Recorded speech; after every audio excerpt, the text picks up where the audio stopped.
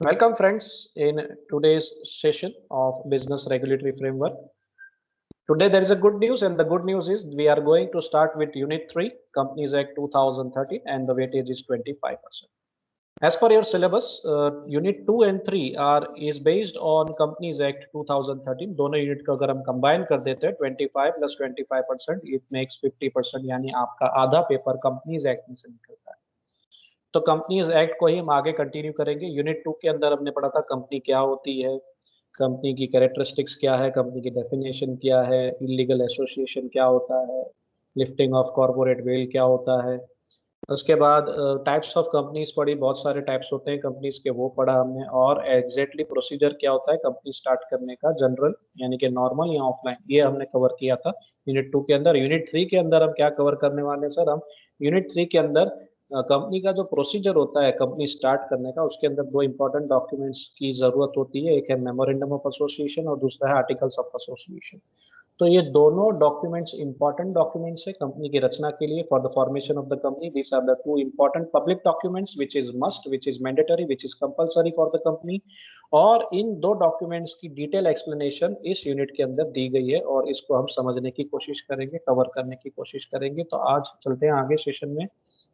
हम सबसे पहले आज समझने की कोशिश करेंगे what exactly is memorandum of association. Memorandum of association जिसे कहते हैं आवेदन पत्र। तो आवेदन पत्र क्या है, मेमोरेंडम ऑफ एसोसिएशन क्या है, और उसके अंदर किन चीजों का उल्लेख किया जाता है, इसके इसके अंदर का कंटेंट क्या होता है। यानी we are going to discuss the different clause, the content of memorandum of association. Memorandum of association क्या है और उसके अंदर किन चीजों का समावेश होता है, किन चीजों की डिटेल्स अंदर दी गई होती, उसको आज हम डिटेल में समझने की कोशिश करेंगे। So let's have the introduction first. The company is to be registered under the Companies Act is required to have two documents: stamped, registered, and filed with ROC, registered registrar of companies. They are memorandum of associations and articles of association. Company की स्थापना के लिए, company की रचना के लिए दो important documents जो होते हैं सबमिट करने होते हैं: stamped, registered, and it should be filed with ROC. वो दो डॉक्यूमेंट्स कौन से हैं? एमओए एंड एओए, यानी memorandum of association and articles of association. The first step is the formation of the company is to prepare a document called the memorandum of association. सबसे पहला step ये होता है कि मेमोरेंडम ऑफ एसोसिएशन बनाया जाए, ये डॉक्यूमेंट रेडी किया जाए। In fact, memorandum is one of the most essential prerequisite for incorporating a registered company under the Companies Act.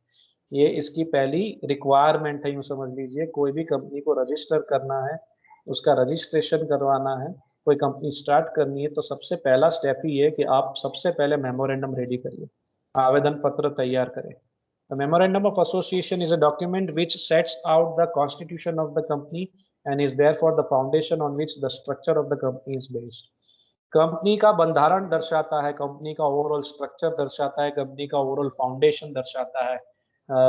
कि कंपनी की रचना किस बेसिस पे हुई है, वो कहाँ से पता चलेगा सर? मेमोरेंडम ऑफ एसोसिएशन जब कोई बंदा पढ़ता है बाहर, यानी एक्सटर्नल बंदा यानी आउटसाइडर पढ़ता है, उसे पता चल जाता है कि कंपनी की रचना किस किस बेसिस पे बनाई गई है।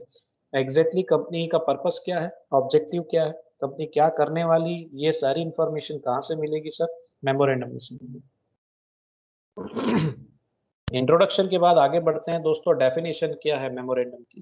What is the definition of memorandum? तो सेक्शन 2 सब सेक्शन 56 के हिसाब से, कंपनीज एक्ट 2013 के हिसाब से मेमोरेंडम क्या है ये समझते हैं। Memorandum means the memorandum of association of a company as originally framed or as altered from time to time in pursuance of any previous company law or of this act. Memorandum क्या है sir? Memorandum, एक मैंने कहा आपको पहले, तो ये आवेदन पत्र है। ये आवेदन पत्र जो बनाया जाता है, कब बनाया जाता है? कंपनी की रचना करते वक्त। when the company is required to be registered for the registration of the company, इसको जिस वक्त बनाया गया था, जिस स्वरूप में बनाया गया था, ओरिजिनली फ्रेम्ड, उस वक्त का मेमोरेंडम हो सकता है। मेमोरेंडम जब कंपनी की स्थापना करनी होती है तब बनाया जाता है। मान लीजिए कोई कंपनी की स्थापना 1970 में हुई हो, 1970 में हुई हो, तो उस वक्त जो कंपनी एक्ट था, एनी प्रीवियस कंपनी लॉ, उस वक्त जो कंपनी एक्ट था कौन सा था? 1956, कंपनीज एक्ट 1956 का जो कंपनी एक्ट था, तो वो कंपनी एक्ट लागू होगा। तो उस वक्त जो मेमोरेंडम बनाया गया था वो मेमोरेंडम हो सकता है, ठीक है। या उसमें ओरिजिनली फ्रेम्ड यानी उस वक्त जो ओरिजिनली बनाया गया था जब कंपनी की रचना की गई थी वो मेमोरेंडम हो सकता है, या उसमें अल्टरेशंस किए जा सकते हैं। अल्टरेशंस मींस चेंजेस, हम मेमोरेंडम के अंदर चेंजेस कर सकते हैं, ठीक है। लेकिन चेंजेस करना इतना आसान नहीं है, लेकिन चेंजेस हो सकते हैं as altered from time to time in pursuance of any previous company law. उसमें अल्टरेशंस किए जा सकते हैं। 1970 में जो कंपनी की रचना हुई थी तब का मेमोरेंडम और आज का मेमोरेंडम, उसमें वेरिएशंस हो सकते हैं, क्योंकि जैसे जैसे आगे कंपनी ऑपरेशन करेगी, फंक्शन करेगी, तो उसकी दुविधाएं बढ़ती जाएगी। दुविधा बढ़ेगी तो हो सकता है उसको अपने मेमोरेंडम में कुछ सुधारा वधारा करना पड़े। टाइम टू टाइम चेंजेस हो सकते हैं, हाँ सर, परफेक्ट हो सकते हैं, कोई दिक्कत नहीं है, कोई प्रॉब्लम नहीं है। लेकिन जो प्रोसीजर होता है, प्रोसीजर के हिसाब से उसमें अल्टरेशंस हो सकते हैं। तो कंपनी ने जो भी मेमोरेंडम के अंदर दर्शाया हुआ है, अपना नाम, अपना रजिस्टर ऑफिस, अपने ऑब्जेक्ट्स, तो उनके अंदर अगर चेंजेस करने हैं तो वो टाइम टू टाइम कर सकती है। तो जिस वक्त कंपनी की रचना हुई उस वक्त ओरिजिनली जो मेमोरेंडम बनाया गया था उसे हम मेमोरेंडम कहेंगे, या उसमें जो भी अल्टरेशंस किए गए हों उसे भी हम टाइम टू टाइम जो भी अल्टरेशंस किए गए उसको भी हम मेमोरेंडम के तौर पे उसका भी स्वीकार करते हैं, उसे भी मेमोरेंडम मानते हैं। ये मेमोरेंडम कब बनाए गए होंगे? जिस वक्त कंपनी की रचना हुई होगी तब बनाए गए होंगे। उस वक्त का जो कंपनी लॉ होगा उसके बेसिस पे बनाया गया होगा। या आज के ज़माने में अगर आप कंपनी स्टार्ट करना चाहते हैं, और दिस एक्ट का मतलब होता है कंपनीज एक्ट 2013। आज के ज़माने में अगर आपने कंपनी स्टार्ट करनी है तो कंपनीज एक्ट 2013 के अंदर जो मेमोरेंडम्स दिए होंगे उसके बेसिस पे आपने उसको बनाना है।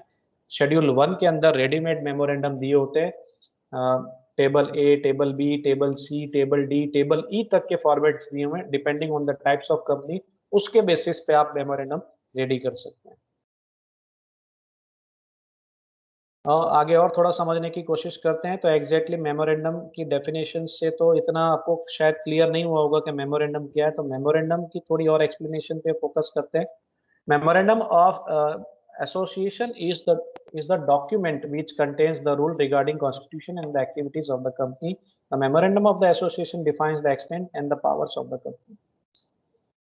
ये एक डॉक्यूमेंट है, सबसे पहले तो इतना आप माइंड में रखिए, इट्स अ पब्लिक डॉक्यूमेंट, जाहिर दस्तावेज है, पब्लिक डॉक्यूमेंट है। जिसके अंदर होता क्या है सर, कंपनी का बंधारण दर्शाया हुआ होता है, कंपनी की रचना कैसे हुई है, कंपनी की, आप एक समझ यूं समझ लीजिए, एक तरीके से जैसा आपका बायोडेटा होता है वैसे कंपनी का बायोडेटा है, लेकिन बायोडेटा शब्द यूज नहीं करना है अंदर एग्जाम के अंदर, ठीक है। तो उसका बंधारण दर्शाता है, कंपनी क्या एक्टिविटीज करने वाली है फ्यूचर में, रजिस्ट्रेशन के बाद कंपनी क्या एक्टिविटीज करने वाली है वो लिखा हुआ होता है, वो दर्शाया हुआ होता है।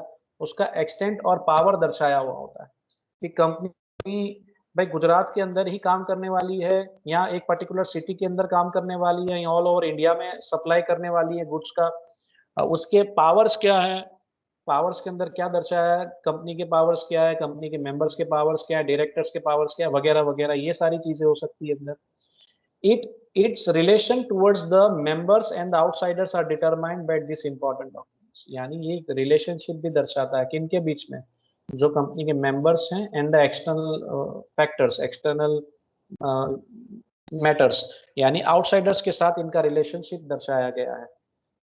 सो इट द ये डॉक्यूमेंट सीधा सीधा किसके साथ में रिलेशन दर्शाता है, मेंबर्स और आउटसाइडर्स के बीच में रिलेशनशिप दर्शाता है। So this document is important for external factors, means outsiders के लिए ये ज्यादा इंपॉर्टेंट बन जाता है memorandum. The company is allowed to function within the framework of the memorandum.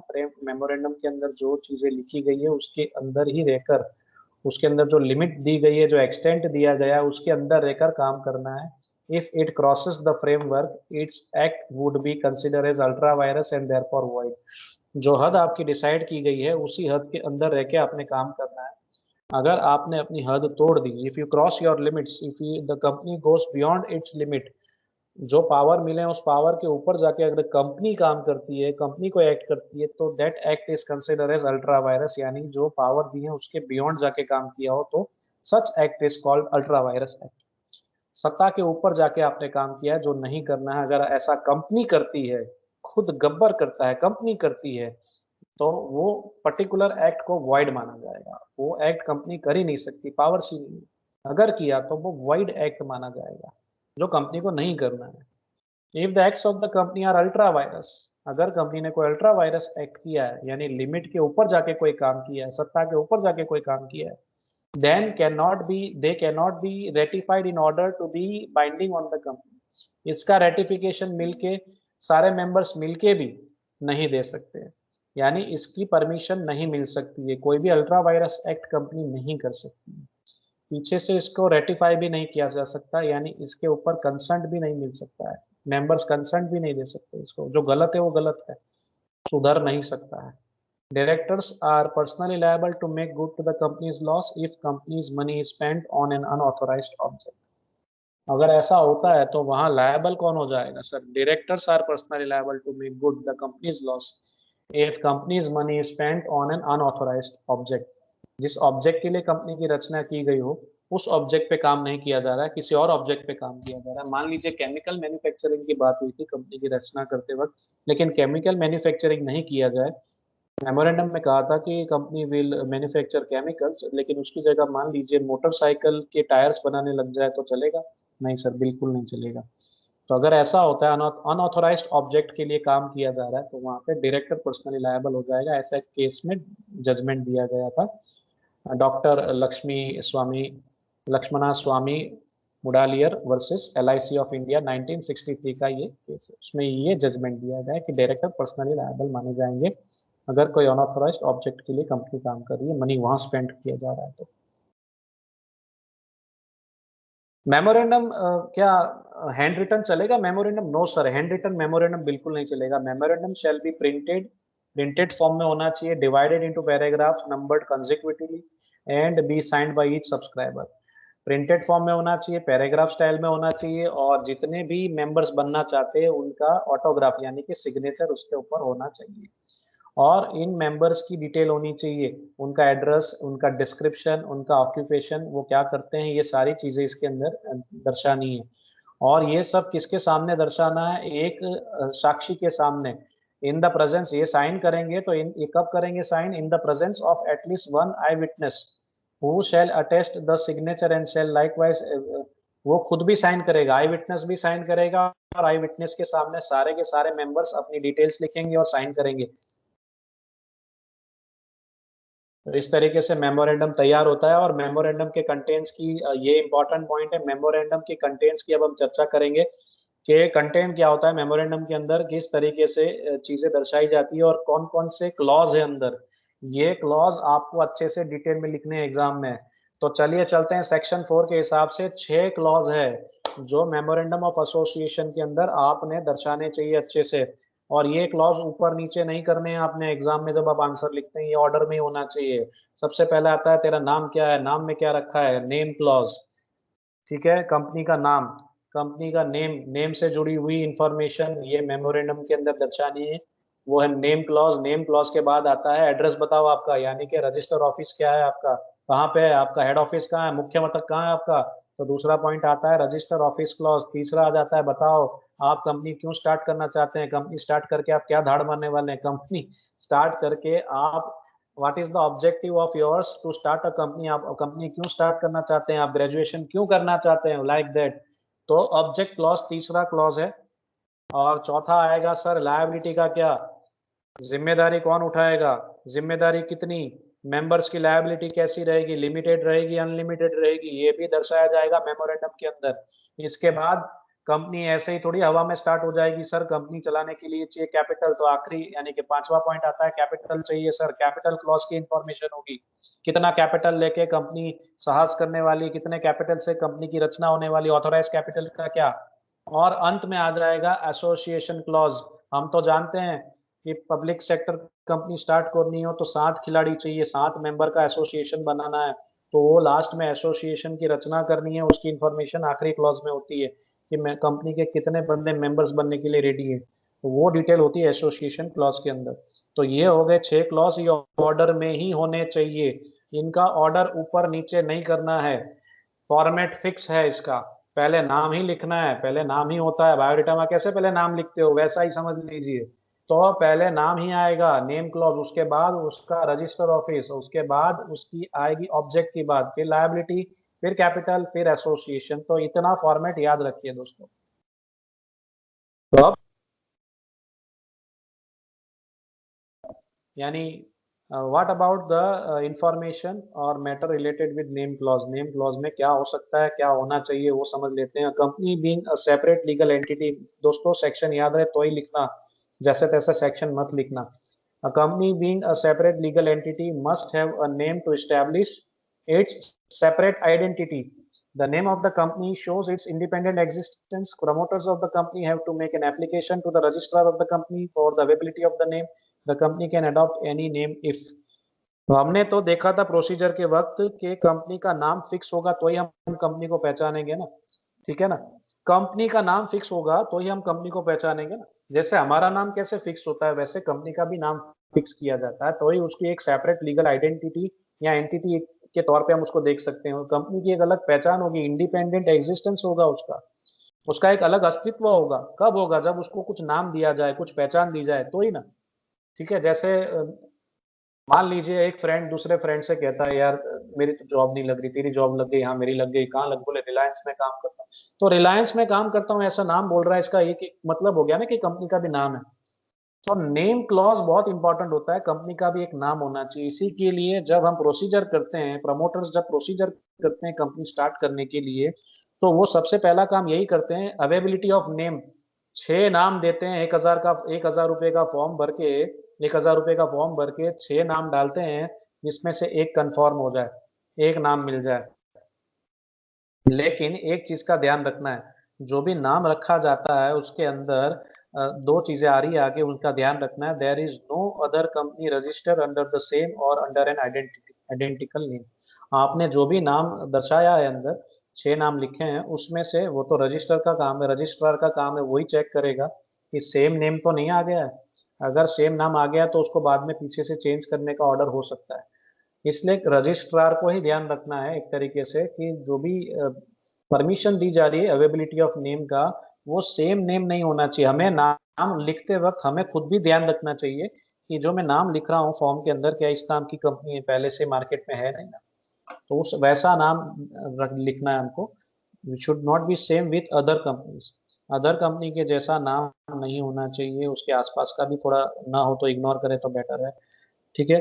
अब आप मान लीजिए नाम रखना चाहते हैं पराग प्राइवेट लिमिटेड, तो क्या पराग नाम की कंपनी है पहले से कि नहीं है, ये थोड़ा हमें थोड़ा अपने आप भी रिसर्च कर लेना चाहिए।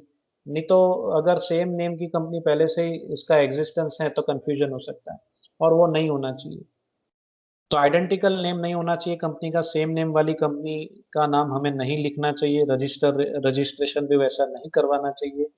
The name should not be considered undesirable and prohibited by central government. कोई ऐसा नाम भी नहीं रखना है जो अनडिजायरेबल हो, अनवांटेड नेम भी नहीं होना चाहिए। यहाँ सेंट्रल गवर्नमेंट ने जिसके ऊपर प्रोहिबिशन रखा हो वो नाम तो बिल्कुल भी नहीं रखना है। As per the provision of the Companies Act 2013, the following proposed name shall not be allotted if it is identical with or too nearly resembling with। इसकी परमिशन बिल्कुल भी नहीं मिलेगी। अगर आपने नीचे के पॉइंट्स ध्यान में रखने हैं, अगर इस तरीके के पॉइंट्स को ध्यान में रख के नाम रखना है, अगर ऐसा कुछ हुआ तो आपको उस नाम की परमिशन बिल्कुल नहीं मिलेगी। आपको भी ध्यान रखना है, और ऐसे नाम की परमिशन बिल्कुल नहीं मिलेगी। Name of the existing company, अगर पहले से वो कंपनी है, उस नाम की कंपनी है, तो उसकी परमिशन आपको नहीं मिलेगी, वो नाम आपको नहीं मिल सकता, आपको कुछ और नाम सोचना पड़ेगा। A particular name is prohibited under the Emblems and Names Prevention of Improper Use Act 1950। इस एक्ट के हिसाब से भी जो नाम इस एक्ट के अंदर प्रोहिबिट किए गए हैं वो नाम नहीं रख सकते आप। इसके बाद registered trademark or a trademark which subject to an application for registration under the trademarks act 1999। Trademark act 1999 ये पहला एक्ट था, एम्बलम्स एंड नेम्स 1950 वाला एक्ट है। उसके हिसाब से जो प्रोहिबिशन रखे गए वो नाम नहीं रख सकते आप। वैसा ही कोई ट्रेडमार्क का रजिस्ट्रेशन करवा लिया है एज पर ट्रेडमार्क एक्ट 1999, तो उसके हिसाब से भी आप वो नाम नहीं रख सकते हैं। किसी ने अपना ट्रेडमार्क यानी ब्रांड नेम रजिस्टर करवा लिया है, जैसे कोलगेट, तो कोलगेट ने अपना ब्रांड नेम रजिस्टर करवा दिया है, तो कोलगेट नाम की कंपनी का नाम आप नहीं रख सकते। एक एग्जांपल दिया मैंने आपको। restrictions on the use of certain name or expressions, that is central government or state government or republic or president or राष्ट्रपति etc. कुछ नाम तो बिल्कुल, कुछ नामों का तो आप बिल्कुल भी उपयोग नहीं कर सकते, ऐसा नहीं लिख सकते चल ऐसा नाम रख दे कंपनी का, central government company, state government company, Republic company, president company, राष्ट्रपति कंपनी, इस तरीके के नाम आप बिल्कुल भी नहीं रख सकते जो इसके ऊपर रेस्ट्रिक्शंस हैं। ठीक है, ये कुछ एग्जाम्पल्स हैं इसके, ऐसे नाम का उपयोग आप नहीं कर सकते हैं। जो सेकंड पॉइंट हमने देखा था अभी, सेकंड पॉइंट था एल्बम्स एंड नेम्स का जो एक्ट था, उसके हिसाब से ऐसे कौन से थोड़े बहुत एग्जांपल्स रखे हैं मैंने। Name which miss represents the public is prohibited by government under the act called emblems and names, that is prevention of improper use act 1950। ऐसे कौन कौन से एक थोड़ा एग्जांपल रखे मैंने, कौन से नाम है जो हमको नहीं रखने चाहिए, जिनका उपयोग नहीं करना चाहिए। नाम हो सकता है, पिक्चर हो सकता है, फोटोज हो सकते हैं, इमेजेस हो सकते हैं, ऑफिशियल सील हो सकते हैं, बिल्कुल भी यूज नहीं करना है इसका। जैसे अशोक चक्र हो गया हमारे फ्लैग के ऊपर, तो वो बिल्कुल नहीं यूज कर सकते हैं अपने कंपनी के लोगो में, ये सारी बातें भी आ जाती है। For example Indian national flag, ठीक है, name and pictorial representation of Mahatma Gandhi ji, ठीक है, महात्मा गांधी जी का नाम भी, चलो भाई महात्मा गांधी कंपनी नाम रख देते हैं तो ये भी नहीं चलेगा। नेशनल लीडर के ऊपर भी आप नाम नहीं रख सकते। The prime minister of India, चलिए नरेंद्र मोदी कंपनी नाम रख देते हैं, सर वैसा भी नहीं चलेगा। Name and emblems of the UNO, HWO, तो ये नेशनल इंटरनेशनल लेवल के कुछ पॉइंट्स हैं। तो ये से नाम बिल्कुल यूज नहीं करने, ना इनके पिक्चर यूज करने, ना ही सिंबल यूज करने हैं, nothing. The official seal and emblems of the central government and state government, इनका भी उपयोग नहीं करना है। एम्बलम्स का मतलब होता है पिक्चर्स, ठीक है, तो पिक्टोर जो भी पिक्चर्स होंगे नेशनल मैटर के, वो बिल्कुल भी यूज नहीं करने हैं। नेशनल लेवल के कोई नाम यूज नहीं करने हैं। फ्लैग का भी उपयोग नहीं करना है, कहीं पे आप अपना लोगो बना रहे हैं तो वहां पे भी आप फ्लैग का उपयोग नहीं कर सकते हमारे भारत का, अन्य कोई देश का भी नहीं करना चाहिए। तो इन सब चीजों का हमें ध्यान रखना है। The main object to prevent the use of similar name is to stop misleading impressions in the general public. General public में कोई misleading impression ना हो जाए, इसको स्टॉप करने की वजह से सिमिलर नेम बिल्कुल नहीं होना चाहिए।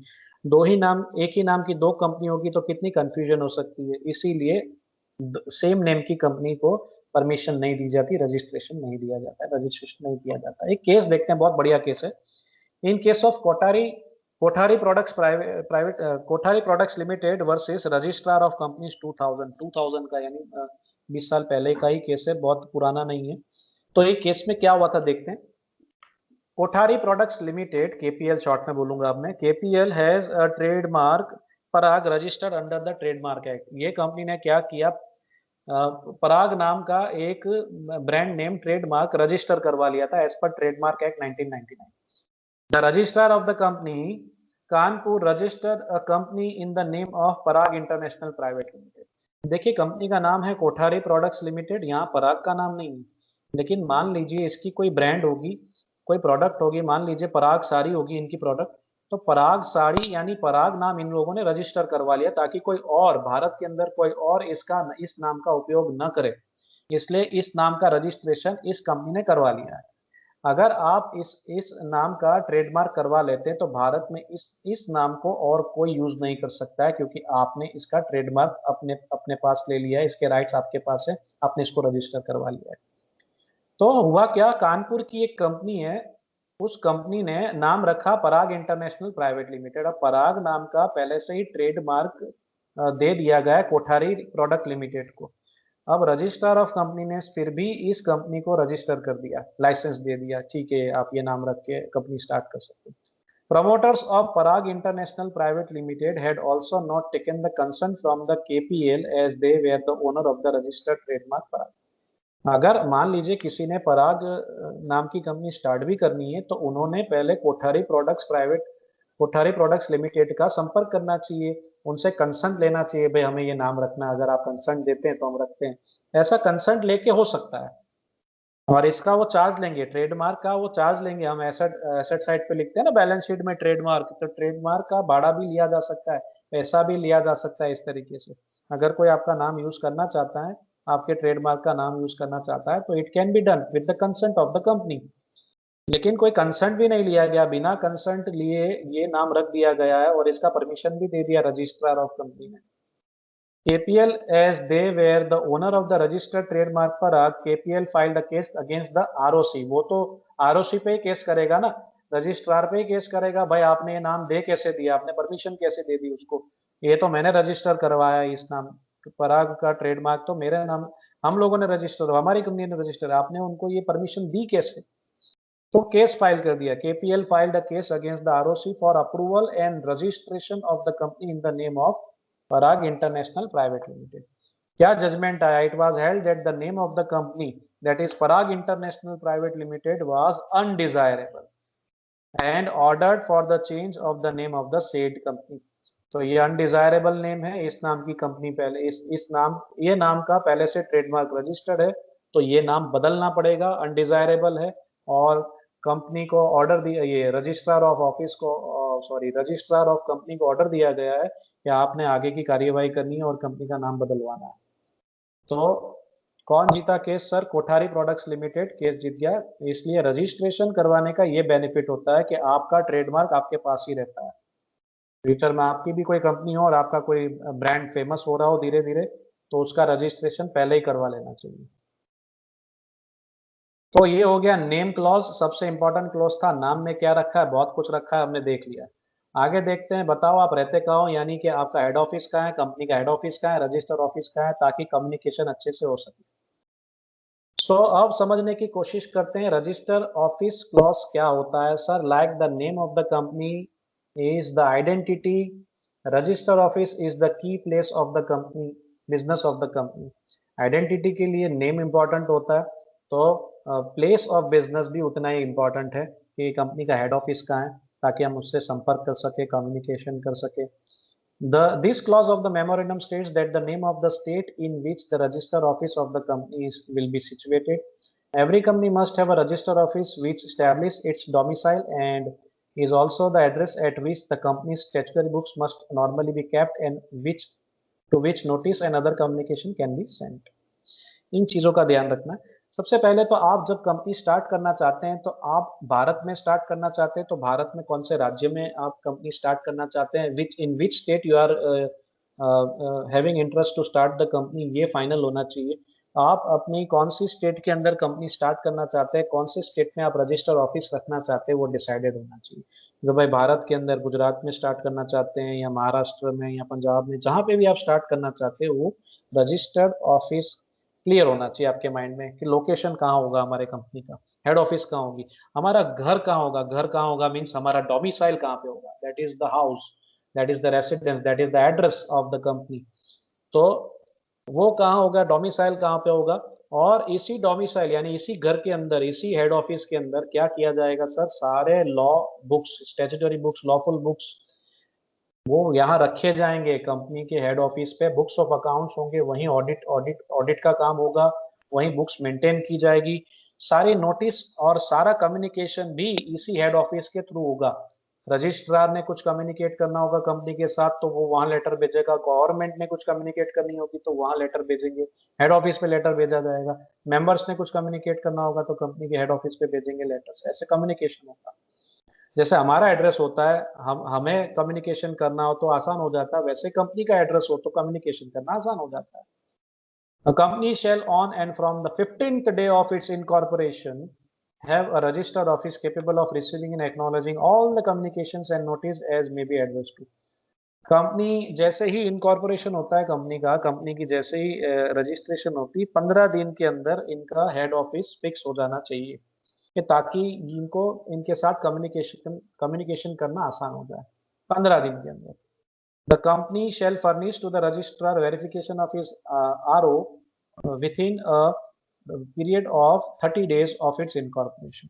जैसे ही कंपनी का ये फाइनल हो जाता है कि हेड ऑफिस कहाँ पे ये स्टार्ट कर रही है, तो 30 डेज के अंदर वेरिफिकेशन करवाना होता है, कंपनी रजिस्ट्रार को ये इन्फॉर्म करना होता है कि भाई हमारा हेड ऑफिस फाइनल हो गया है, हमने यहाँ पे हेड ऑफिस रखा है, और 30 दिन के अंदर ये कम्युनिकेट करना जरूरी है, रजिस्ट्रार को बताना जरूरी है कि भाई हमने हमारी हेड ऑफिस फाइनल कर दी है, ताकि वो वेरिफिकेशन की प्रोसीजर आगे कर सके। कि सच में आपका हेड ऑफिस है, तो क्रॉस वेरीफाई करना हो तो कर सकते हैं। Usually, the company, while submitting its paper for incorporation, also files a notice of register office of the company with the ROC. All documents and notice to be served on the company must be served at its register office. Normally, जब procedure की जाती है company start करने की, अगर आपका company का final होता है कि कौन सी स्टेट के अंदर हेड ऑफिस रखनी है, लोकेशन फाइनल है, तो तभी उसी वक्त ये डिटेल दे दी जाती है। और ये डिटेल इसीलिए दी जाती है ताकि डॉक्यूमेंट्स और नोटिस की जो भी कम्युनिकेशन करनी है इसी हेड ऑफिस पे होनी चाहिए, इसी रजिस्टर ऑफिस पे होनी चाहिए। एक केस की डिटेल देखते हैं। In Daimler company limited versus continental tyre and rubber company limited 1916 का एक केस है। It has been held that the location of the registered office of a company determines its domicile. इनका घर जो होता है, इनका जो एड्रेस होता है, वो एक तरीके से फिक्स हो जाता है, पता चल जाता है कि हेड ऑफिस कहाँ पे है कंपनी की, तो कम्युनिकेशन करना हो तो आसान हो जाता है। पहली बात ये है, तो डोमिसाइल फिक्स किया जाता है एक तरीके से। And on the location of the register office of the company the court which will have jurisdiction over it. और ज्यूरिसडिक्शन भी फाइनल हो जाता है कि कोर्ट केस करना है तो कौन से हाई कोर्ट में जाके केस करना है, या कंपनी के ऊपर किसी को केस करना है तो कौन से हाई कोर्ट में इसकी कार्यवाही होगी। ये सारी चीजें भी डिसाइड हो जाती है depending on which what is the address of the register office of the company. तो हद फिक्स हो जाती है कंपनी की, ज्यूरिसडिक्शन फाइनल हो जाता है कंपनी का। तो ये हुआ सेकंड पॉइंट कंप्लीट। अब हम आगे बढ़ते हैं, ऑब्जेक्ट क्लॉज क्या होता है। तीसरे क्लॉज पे चलते हैं। Name clause, register office clause के बाद ऑर्डर में आता है ऑब्जेक्ट क्लॉज।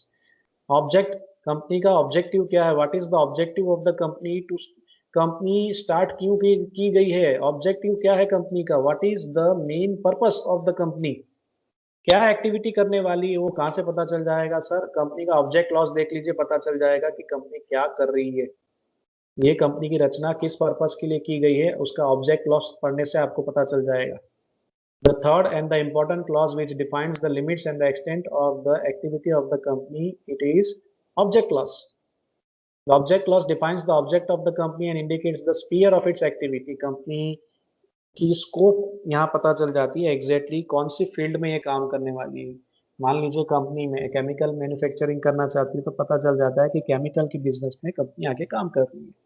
या मान लीजिए कंपनी कोई टायर मैन्युफैक्चरिंग कर रही है तो ऑटोमोबाइल की कंपनी में काम कर रही है। स्पीयर पता चल जाता है हमको, उनका जोन पता चल जाता है, फील्ड पता चल जाता है।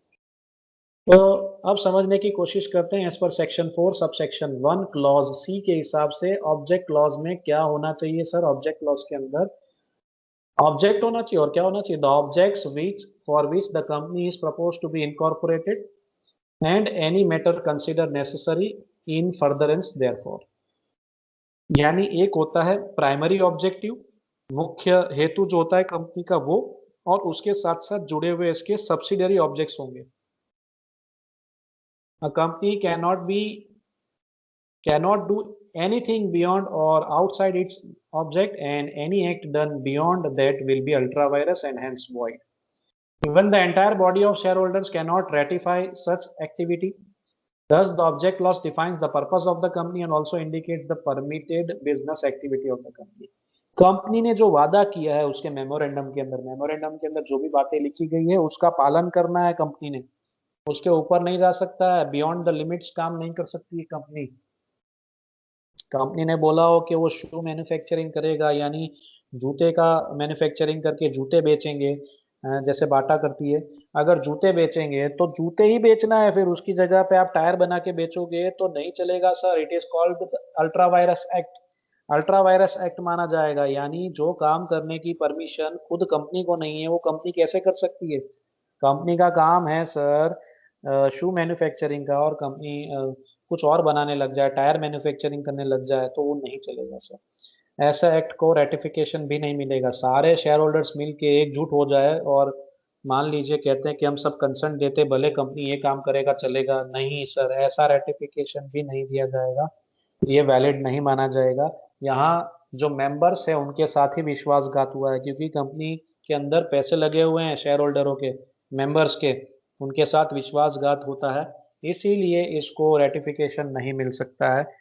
विश्वासघात एक तरीके से फ्रॉड की बात हो रही है, वो नहीं होना चाहिए। कंपनी ने चीटिंग की ऐसा माना जाता है, तो वो नहीं करना है कंपनी ने, अल्ट्रा वायरस एक्ट नहीं करना है। तो जिस चीज की परमिशन नहीं है कंपनी को, वो काम कंपनी ने नहीं करना चाहिए। जो करने की उसने कसम खाई है, जो ऑब्जेक्ट रखा है, वही ऑब्जेक्ट को फुलफिल करने की कोशिश करनी चाहिए। However, the object of the company must not be illegal. Illegal object नहीं होने चाहिए। आप जानते हैं illegal object क्या है? सेलिंग लिक्योर, लिक्योर यानी दारू का धंधा करना। सर गुजरात स्टेट की बात करें, गुजरात में अगर आपकी कंपनी तो वैलिड नहीं है, इलीगल है। इमोरल एक्टिविटी की बात हो सकती है, अपोज टू पब्लिक पॉलिसी हो सकती है, और इन कॉन्ट्रवेशन ऑफ द एक्ट, या एक्ट के हिसाब से कोई आप और कोई ऐसा काम कर रहे हैं जो नहीं करना चाहिए। For example, a company limited, a public limited company can not finance purchase of its shares. हाँ, खुद के शेयर्स खरीदने के लिए लोन नहीं दे सकती है, पब्लिक कंपनी नहीं दे सकती, प्राइवेट कंपनी दे सकती है। तो पब्लिक कंपनी ऐसा बिल्कुल भी नहीं कर सकती, यानी कोई भी ऐसा एक्ट नहीं करना है जो लॉ के खिलाफ है। ठीक है, as per section 67 sub section 2 के हिसाब से। The statement of the objects informs the investors of the purpose for which their capital is proposed to be used by the company. It ensures the shareholders that the funds raised for one undertaking are not going to be risked in another. जिस purpose के लिए company की रचना की गई है, वो purpose पढ़ के ही इन्वेस्टर्स उस कंपनी के अंदर अपने पैसे लगाते हैं, इन्वेस्टमेंट करते हैं, यानी भरोसा दिखाते हैं। इन्वेस्टर कंपनी पे भरोसा दिखा रही, तो कंपनी ने भी इन्वेस्टर पे भरोसा दिखाना है, फेथ दिखाना है। और जिस पर्पस के लिए फंड्स लिए गए हैं इन्वेस्टर से, शेयर होल्डर से, मेंबर से, उसी पर्पस के लिए उसका उपयोग करना ही एश्योरेंस होता है, विश्वास होता है। अगर उसका मिसयूज किया गया, कहीं और फंड्स को उपयोग किया गया है, कोई और बिजनेस के बात हो रही है, कहीं और उसको डाइवर्ट कर दिया गया है, तो फिर सर वहां पे हो गया है fraud, trust, breach of trust हो गया, जो नहीं होना चाहिए। अगर ऐसा होता है तो कंपनी ने अल्ट्रा वायरस एक्ट किया है, ऐसा नहीं करना चाहिए कंपनी। ऐसा Waman Lal versus Scindia steam navigation company 1944 में ये जो स्टेटमेंट हमने दो पढ़े, वो इस स्टेटमेंट, ये स्टेटमेंट जो बनाए गए हैं, ये इस केस की डिटेल्स के बेसिस पे ये जजमेंट बना है सर। अब चलते हैं चौथे पॉइंट पे, लायबिलिटी क्लॉज। लायबिलिटी दोस्तों दो प्रकार की होती है, मैंने बताया पहले भी आपको। लिमिटेड लायबिलिटी हो सकती है, अनलिमिटेड लायबिलिटी हो सकती है। तो चौथा क्लॉज है liability clause. The fourth compulsory clause is liability clause, which states that the liability of the members is limited to the extent of the shares subscribed by the members if the company is formed with share capital, or to the extent of the guarantee given by the members if the company is formed with guarantee. तो दो स्वरूप की company होती है, एक share capital के स्वरूप की कंपनी होती है, दूसरा होता है guarantee, company limited by guarantee. तो जो भी शेयर्स मेंबर्स ने सब्सक्राइब किए गए हैं, उतनी ही लायबिलिटी मेंबर्स की होगी, उससे ज्यादा के शेयर्स की लायबिलिटी की, सब्सक्रिप्शन की लायबिलिटी मेंबर्स की नहीं होगी। एग्जांपल देता हूं मैं आपको। अगर मान लीजिए मिस्टर एक्स ने एक कंपनी का मेंबर बनना है, और वो कहता है कि भाई मैं 20,000 के शेयर्स खरीदूंगा, तो उसकी लायबिलिटी सिर्फ 20,000 रुपए की है, 20,000 से 1 रुपया उसको ज्यादा पे नहीं करना है, उसकी लायबिलिटी लिमिटेड है। कंपनी को बोले करोड़ों का नुकसान हो गया हो, लायबिलिटी करोड़ों की हो गई हो, लेकिन इसकी लायबिलिटी लिमिटेड हो गई 20,000 की मिस्टर एक्स, उससे 1 रुपया उसको ज्यादा नहीं देना। ये शेयर कैपिटल की बात होगी। गारंटी में भी ऐसा ही होता है, जब कंपनी लिक्विडेशन में जाती है, तो जो मेंबर होता है उसने पहले से गारंटी दी होती है कि भाई अगर कंपनी लिक्विडेशन में जाएगी, तो उस वक्त मैं 30,000 की गारंटी देता हूँ, मैं 30,000 रुपीज पे करूंगा, तो उसकी लायबिलिटी हो गई लिमिटेड, 30,000 से 1 रुपया उसको ज्यादा देना नहीं है। The memorandum of the company limited by share or by guarantee shall state that the liability of its member is limited. Memorandum के अंदर ये दर्शाया जाता है इस क्लॉज के अंदर कि जितने भी मेंबर्स है कंपनी के, उनकी लायबिलिटी लिमिटेड रहेगी। नॉर्मली ऐसी प्रकार की कंपनी स्टैब्लिश होती है जहां वो फिक्स करते हैं ऐसी कंपनी में कौन ज्वाइन होना चाहेगा जहां लायबिलिटी अनलिमिटेड हो, यानी आप पर्सनली लायबल हो जाए, आपको अपना घर बार बेचना पड़े, वैसी कंपनी में कौन मेंबरशिप लेगा जहां आपकी लायबिलिटी अनलिमिटेड हो। यानी आप सामने से यूं कहेंगे कि भाई मेरी लायबिलिटी अनलिमिटेड हो, कौन कहेगा इस जमाने में ऐसा। तो आज के ज़माने में की अगर मैं बात करूँ, तो नॉर्मली इसी स्वरूप की कंपनी होती है जब मेंबर्स की लायबिलिटी लिमिटेड होती है। पार्टनरशिप फर्म में अगर आप ज्वाइंट होते हैं, कोई पार्टनर बनता है पार्टनरशिप फर्म के अंदर, तो वहाँ दोस्तों लायबिलिटी अनलिमिटेड होती है। लेकिन अगर जॉइंट स्टॉक कंपनी में आप ज्वाइन करते हैं दोस्तों, तो आपकी लायबिलिटी नॉर्मली लिमिटेड ही होती है। 99% केसेस के अंदर मेंबर्स की लायबिलिटी लिमिटेड होती है, और ये मेमोरेंडम के अंदर दर्शाया जाता है। This means that in the case of company limited by shares, A member can be called upon at any time to pay to the company the amount unpaid on the shares. Thus, if his shares are fully paid up, then the liability is nil. अगर किसी member की unpaid रह गई है, shares की amount पे करना बाकी रह गई है, अनपेड है अमाउंट, तो वो उतनी लायबिलिटी के लिए उसको कॉल्ड अप कर सकते हैं। लेकिन अगर फुल्ली पेड उसने फुल पेमेंट कर दिया, 20,000 के शेयर्स खरीदने थे, 20,000 का पेमेंट हो चुका है, तो उसकी लायबिलिटी नील है। लेकिन 20,000 में से मान लीजिए उसने 15,000 के शेयर्स 15,000 का पेमेंट किया है, लेकिन 5,000 का पेमेंट बाकी है, तो 5,000 की पेमेंट के लिए कंपनी उससे मांग सकती है, उससे ज्यादा नहीं मांग सकती। यहाँ उसी पैटर्न का एक एग्जाम्पल रखा हुआ है, where a shareholder holding a rupee 100 share has paid rupees 60 on it, he can be called upon to pay the balance of 40 rupees. 100 रुपए का शेयर है, 60 रुपए आपने पे किए हैं, तो फ्यूचर में आपसे कितने मांग सकती है कंपनी? सर 40 रुपए आपके बाकी पे कर दीजिए, इतना ही मांग सकती है, 40 से 1 रुपया ज्यादा मांग नहीं सकती, क्योंकि आपकी लायबिलिटी लिमिटेड है, 100 रुपीज की liability. But if he has paid, अगर पूरे 100 रुपए भर दिए हो तो sir, if he has paid the full value of rupees 100, he cannot be required to pay anything more even if the company owes huge debt to its creditor. अगर उसने 100 रुपए पहले से ही पे कर दिए हैं, तो फ्यूचर में उसने 1 रुपया भी पे नहीं करना है, भले मैंने कहा वैसे कंपनी का करोड़ों का डेप्ट हो गया हो, लायबिलिटी क्रिएट हो गई हो, क्रेडिटर्स को पे करने बाकी हो, तो भी मेंबर से 1 रुपया और नहीं मांग सकती है। तो वो हो गई बात कंपनी लिमिटेड बाय शेयर्स की। अब कंपनी लिमिटेड बाय गारंटी हो तो क्या है? The member of company limited by guarantee in its liability clause shall state the amount which each member shall undertake to contribute to the asset of the company in the event of liquidation of the company. He cannot be called upon to pay anything before the company goes into liquidation. Liquidation अगर होता है, अगर guarantee दी गई है कि भाई liquidation के अगर कंपनी लिक्विडेशन में जाती है और मान लीजिए मिस्टर एक्स नाम के मेंबर ने गारंटी दी हो कि मैं लिक्विडेशन के वक्त मैं 50,000 रुपये गारंटी देता हूँ, 50,000 का जो भी लायबिलिटी क्रिएट हुआ है मैं पे कर दूंगा, उस वक्त का कंट्रीब्यूशन फिक्स हो जाता है इस तरीके से। तो लिक्विडेशन में जाती है तो ही 50,000 पे करना है, लिक्विडेशन से पहले 50,000 मांग नहीं सकती कंपनी, ये यहाँ पे स्पष्ट किया गया है। तो ये लिमिटेड लायबिलिटी की बात हुई। अनलिमिटेड लायबिलिटी हो तो क्या है? While in the case of unlimited liability of company whether having share capital और not, this clause shall state the liability of the member is unlimited. Unlimited liability होगी तो यहाँ स्पष्ट लिखा जाएगा कि the liability of the members is unlimited. Limited होगा तो लिखा जाएगा स्पष्ट कि the liability of the member is limited. तो यहाँ पे चौथा क्लॉज कंप्लीट हुआ। पांचवें क्लॉज की तरफ बढ़ते हैं। कैपिटल क्लॉज आता है, fifth clause. So as per section 4 subsection 1 clause E, in the case of the company having a share capital, the memorandum must state the amount of share capital with which the company is to be registered and the division thereof into the shares of a fixed amount and the number of the shares which the subscribers to the memorandum agree to subscribe, which shall not be less than 1 share. Share capital की detail यहाँ दे देनी है, कितनी capital से company अपनी company को register करवाना चाहता है और उसका डिवीजन कैसे होगा। यानी मान लीजिए 50,000 शेयर 100 रुपीज ईच, इस तरीके से डिवीजन भी दिखा देना है और अमाउंट फिक्स कर देनी है। नंबर ऑफ शेयर्स फिक्स होने चाहिए, अमाउंट फिक्स होनी चाहिए, पर शेयर प्राइस फिक्स होनी चाहिए और सब्सक्राइबर भी सब्सक्रिप्शन के लिए रेडी होने चाहिए। कम से कम एक शेयर एक मेंबर ने, एक सब्सक्राइबर ने परचेज करने चाहिए। In other words, the capital clause states the amount of the capital with which the company is registered. It is also known as registered capital of the company. The company can also be described as the capital can also be described as nominal or authorized or registered company. तो ये सारी चीजें यहाँ clear हो जाती है कि company की सबसे इंपॉर्टेंट जो कैपिटल मानी जाती है वो है ऑथोराइज्ड कैपिटल। ऑथोराइज्ड कैपिटल का मतलब क्या होता है?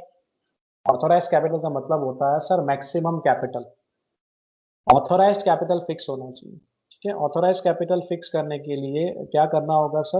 अप्लाई करना होगा और भाई हमारी मैक्सिमम कैपिटल इतनी होनी चाहिए। मान लीजिए कंपनी डिसाइड करती है कि इनकी ऑथोराइज्ड कैपिटल 50 लाख रुपीज है, तो ये उसकी ऑथोराइज्ड कैपिटल। ऑथोराइज्ड कैपिटल के दूसरे नाम है नॉमिनल कैपिटल, रजिस्टर्ड कैपिटल। यानी इससे ज्यादा वो शेयर्स इशू नहीं कर सकती। 50 लाख रुपए का मैक्सिमम कैपिटल है, ऑथोराइज्ड कैपिटल है, इससे ज्यादा के शेयर्स कंपनी इशू नहीं कर सकती है। इसके अंदर हो सकते हैं। Issued and paid up capital हो सकता है कंपनी का इससे कम हो, 60% हो, 70% हो, 50% हो। 50 लाख का ऑथोराइज्ड कैपिटल है तो हो सकता है issued and paid up capital मान लीजिए 30 लैक्स हो, 25 लैक्स हो, 20 लैक्स हो। जितनी की जरूरत होगी उतने ही अमाउंट की शेयर्स इशू की जाएगी, लेकिन मैक्सिमम लिमिट कितनी है? 50 लाख तक के शेयर्स इशू कर सकते, 50 लाख रुपए तक का शेयर कैपिटल रेस किया जा सकता है, उससे ज्यादा नहीं। ये एक लिमिट रख दी जाती है। उसको इस लिमिट को एक्सटेंड करना हो तो हो सकता है, परमिशन लेके उसको एक्सटेंड करना ऑथोराइज्ड कैपिटल को तो हो सकता है। तो पब्लिक कंपनी जो है सर वो शेयर कैपिटल इशू कर सकती है, वो प्रेफरेंस शेयर्स इशू कर सकते हैं, इक्विटी शेयर्स इशू कर सकते हैं, और इसकी डिटेल्स देनी होती है, कितने नंबर ऑफ शेयर्स हैं, वैल्यू क्या है शेयर्स की, पर शेयर प्राइस क्या है, ये पूरा डिवीजन दिखाना होता है। तो आफ्टर कैपिटल क्लॉज आखिरी क्लॉज पे आ चुके हैं अब हमारे, सब्सक्रिप्शन और एसोसिएशन क्लॉज। सारी बातें डिसाइड हो गई, कंपनी का नाम क्या रखना है, उसका रजिस्टर ऑफिस कहाँ होगा, कंपनी हम क्यों स्टार्ट कर रहे हैं, पर्पस क्या है, ऑब्जेक्ट क्या है, लायबिलिटी फिक्स हो गई, मेंबर की लिमिटेड होगी अनलिमिटेड होगी, कैपिटल कितना लेके आएंगे, कितने कैपिटल से हम कंपनी की रचना करेंगे। अंत में जो कंपनी चलाने वाले हैं कर्ता धर्ता मेंबर्स, उनका एसोसिएशन बनाना पड़ेगा, मंडल बनाना पड़ेगा। मंडल बनाने के लिए, एसोसिएशन बनाने के लिए आखिरी क्लॉज इंपॉर्टेंट है, सब्सक्रिप्शन क्लॉज भी कहते हैं या एसोसिएशन क्लॉज। ठीक है, तो सेक्शन 4 सब सेक्शन 1 क्लॉज ई के हिसाब से देखते हैं क्या है। Eight the end of the memorandum, memorandum के अंत में इसकी ही रचना होगी, इसी की बात होगी। At the end of the memorandum of ई every company there is an association और we can say subscription clause in which the subscribers, the members to the memorandum of association make the following declaration। एक declaration करना है इन members ने। क्या declaration करते हैं? Normally कुछ ऐसा declaration होता है, declaration याद रहे तो ही लिखना एग्जाम में। We the several persons whose names and addresses are subscribed are desire of being formed into a company in pursuance of this memorandum of association, and we respectively agree to take the number of shares in the capital of the company set opposite our respective names। तो यहाँ एक declaration किया जा रहा है, एक statement लिखा जा रहा है, और स्टेटमेंट कॉमन स्टेटमेंट होगा, हर मेंबर ये फॉलो करता है। जैसे पुलिस बनना होता है तो पुलिस में कैसे एक शपथ ली जाती है, डॉक्टर बनना होता है तो डॉक्टर बनने के लिए कैसी शपथ ली जाती है, वैसे ही कंपनी का मेंबर बनने के लिए आप एक ऐसा डेक्लेरेशन देते हैं कि हम लोग अपनी इच्छा से एक एसोसिएशन बना रहे हैं, एक कंपनी का निर्माण हो रहा है और उस कंपनी में हम एक एसोसिएशन के तौर पे इसमें जुड़ रहे हैं, मेंबर्स बन रहे हैं, अपनी इच्छा से मेंबर्स बन रहे हैं, कोई दबाव नहीं है हम पर। और हम हमारे नाम के सामने हम कितने शेयर्स खरीदने वाले हैं और कैपिटल में कंट्रीब्यूशन देने वाले हैं उसकी डिटेल इसके अंदर दी जाती है। इस तरीके से कंसेंट दिया जाता है, डेक्लेरेशन किया जाता है। So after incorporation no